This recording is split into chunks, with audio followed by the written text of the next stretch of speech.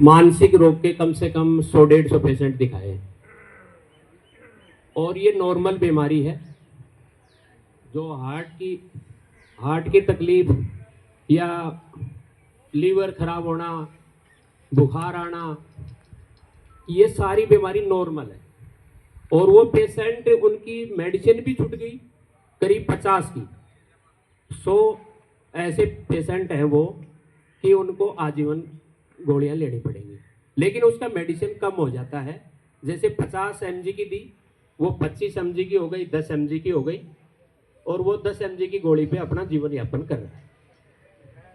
हमारे यहाँ पर एक कांस्टेबल था सतवीर, वो अभी खत्म हो गया।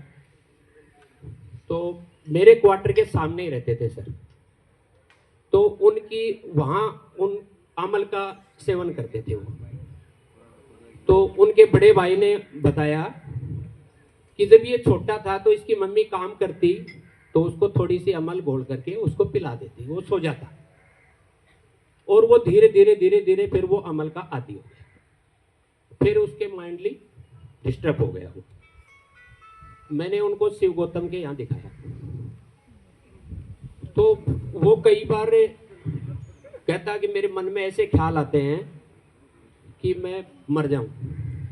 तो एक बार डॉक्टर साहब को उसने कह दिया, और डॉक्टर साहब ने कहा बोलो जब ऊपर वाला मारेगा तभी मरेगा, ऐसे नहीं मरेगा, ऐसे मौत नहीं आती।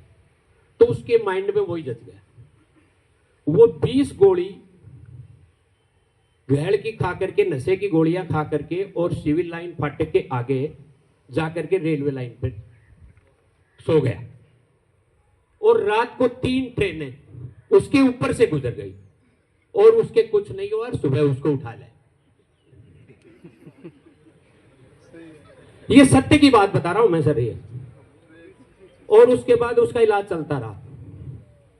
फिर उसने हमारे क्वार्टर के पीछे आरपीएम में पेड़ बो रखे थे। उसने पेड़ों का बड़ा शौकीन था वो।